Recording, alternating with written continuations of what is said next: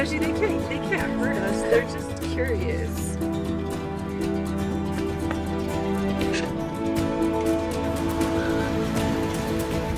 That is the coolest thing I've ever seen.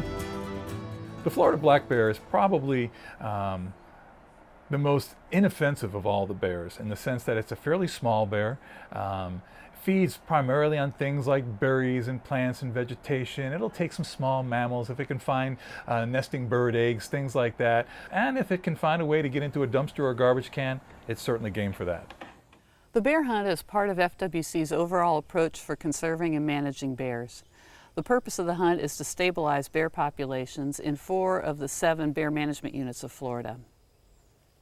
Each bear management unit's harvest objective was determined starting with the most current population estimate for that unit. The Florida Fish and Wildlife Conservation Commission used for the hunt this year was a 2002 population estimate. Now they've done newer estimates under newer techniques in 2015 for small areas, not statewide. So to say what the population is statewide, I don't think anyone can give you. Hunting's a good tool to stabilize populations because it's really the only effective tool we have for managing these growing populations at large scale. There were 3,776 licenses sold for the first bear hunt in a number of years. There's a lot of states that allow bear hunting, but for whatever reasons, once a new species is talked about, it becomes, sort of controversial. Less than 48 hours after it started, Florida's controversial bear hunt has come to an end. But it's an issue that has divided our state. Florida residents do not support the state's decision. This was a slaughter. It was not a hunt. This has activists protesting in the streets all over Florida. Either way, the hunt is on. I've been working as an animal activist for over 12 years. I started with protesting circuses, primarily Ringling Brothers, for the elephant abuse and tiger abuse. In 2015, I've been following the FWC and the impending bear hunt. And on June 24th, when the commission voted on it, I got really involved because you could tell they had incomplete science and the hunt was being pushed back by trophy hunting from the NRA as well as other hunting groups. So I kind of jumped into action and I started organizing protests and contacted people across the state to see how we all could get involved together and try to stop this hunt or at least bring it to public light. In 2012, the bears were on the threatened list, and then now it's 2015 and we're hunting them. Bear populations have certainly increased, but that's a good thing. That's what we've been trying to do. The bottom line is we have not increased the population to a point where it's saturated. In other words, where there is not enough habitat to support bears. You come out here, even in South Florida, we're developing all out into natural habitat. We're cutting down pinelands. We're cutting down all natural habitat that is home for these bears. With bears in Florida, they only have around 18% of their habitat left now. And I think it's really up to us to coexist with them by following certain practices with bear-proof trash cans, cleaning your grills, not leaving trash out. I mean, because these bears have nowhere to go. We're also robbing them of 2 food sources primarily, the acorns and the saw palmetto berries, which they rely on. So a lot of times they're coming in these neighborhoods because they have no food left. We've caused this whole problem. We're taking their land, we're taking them food, and now because they're becoming a problem, we've decided let's go ahead and kill some of them because they're becoming a problem. The way the bear hunt was managed in the state of Florida this year, I think is really is sad. How it started was with a few tragic incidences in Seminole County and Volusia County where citizens of ours were mauled by bears. But that was used kind of to get a posse together to basically use that as a pretext for a statewide bear hunt. I believe the FWC should have had an accurate bear count first. One of the reasons we are against this hunt was the FWC was using incomplete science. There are 7 zones where they're getting bear population numbers. The FWC only had 4 of those zones, and they were waiting until 2016 to get the other 3 zones, but why they pushed this hunt through until waiting to get the complete data was one of the reasons everyone was really shocked this hunt even went through. The end tally was 3,778 permits were sold to kill 320 bears. The selling of so many permits to kill bears really comes off as a money-grabbing opportunity. And I understand the challenges that FWC faces in funding. Unfortunately, I think FWC has hurt their credibility here.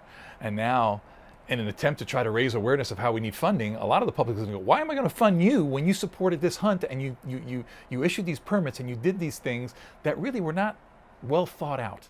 If you look at all the commissioners that voted for this, their backgrounds are in hunting and real estate and either like energy, like gas and coal mining. You don't have one biologist or one conservationist actually on the committee that voted for bear hunting. They're landowners and hunters. So how are these people supposed to have the best interest of our wildlife?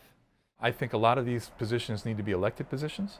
I think the people need to make decisions on those things, because to have appointed positions by people who already have a certain mentality is just perpetuating the problem. The FWC proceeded with the bear hunt because a lot of them wanted to do that, although there was some discussion of overpopulation.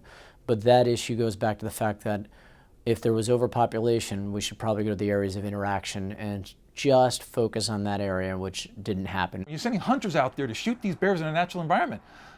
These aren't the bears that are coming into the, they're not having bear hunts in the backyards of people where the bears are coming in. They're going out and shooting bears where they're not doing anything wrong. Okay? To use the excuse, oh, we have too many bears, sorry, not buying it.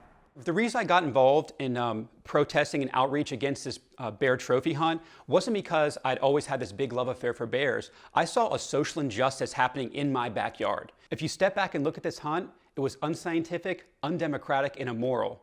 I think it's worse than the numbers are telling you. I think what happened was worse. I think there were a lot of unreported killings, a lot of poachings, a lot of things that went on under the umbrella of it's the bear hunt, so it's okay.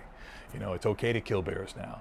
And I think that's really dangerous. We had several people, groups at almost every check station in Florida. We wanted to keep our own records of which bears were killed. And I personally myself was going to check station 16 with my team.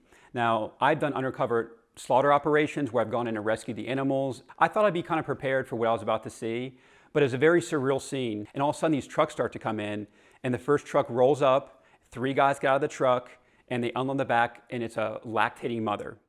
We think it's a big gamble for the FWC to take a risk on all these lactating mothers that got killed. 28 total in the hunt, by their numbers, were killed. So you could have between like 28 and 100 cubs out there by themselves, unprotected from nature. And then there's like this complete disregard for the animal. Like they're kind of tossing it around, weighing in this net, and then the people outside are almost laughing, like this jovial atmosphere when they just killed this beautiful, majestic animal. After the hunt ended, we actually had reports of bears being killed after. A kayaker from the Suwannee River, 3 days after the hunt, sent us a picture of a young cub with a bullet hole in its back that appeared to have been dumped in the river. There's no enforcement of the rules, and it was left up to the hunters to be like self-monitoring on which animals they were going to kill and take. How do you feel about the animals when you kill them? How do I feel about them? Yeah. Try that again. Like, how do you, like, morally? Well, let me see. Morally. How do I feel about an animal that I harvest? I don't know how to really answer that question in the way I think you're phrasing it. When you look at things like the bear hunt, things like trophy hunting, it reflects a mentality in human beings that has existed for generations. I remember watching my father hunt. My father was a big hunter. He brought a deer home one day, and back then in New York, they'd strap it to the bumper of your car and drive in. And I remember looking at the deer, and I looked at my dad. I said, "Dad, look at him." I said, "What did he ever do to you?" And that was the last time my dad hunted. We do need to stop placing ourselves above these animals. I mean, they're coexisting with us peacefully. I am not a person who's going to avoid controversy, because I think if you don't speak up about things you believe in, nothing's ever going to change. If you just toe the line because a big organization or a powerful person says this is the way it should be, nothing's ever going to change. We're just trying to put in rational thought process that people can coexist with wildlife. Not only can they coexist with wildlife, but by coexisting with wildlife, their lives will be better.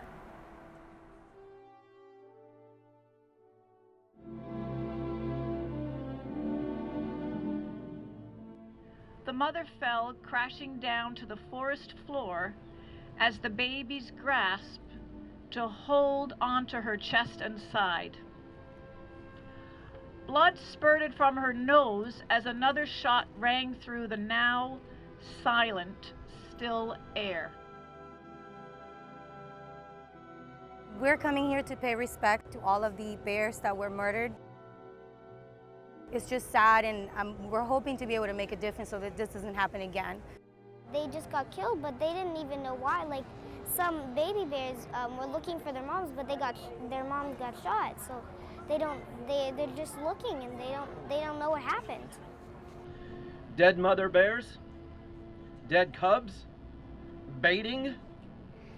Every rule had been broken by the hunters. So now we hear the hunt was successful. By what standard and what Faustian nightmare would it be successful? Different people see different things when they look at bears. There are incredible bonds created between mothers and offspring. You understand that there are incredible purposes that these animals have with their place in the environment, the role that they play in keeping that environment healthy. And it's just a beautiful animal to look at. Whether you're looking from something as big as a polar bear to something as small as a Malayan sun bear, each one of these animals has an incredible attribute that's just unique to itself and beautiful. And, you know, all the money in the world can't recreate that.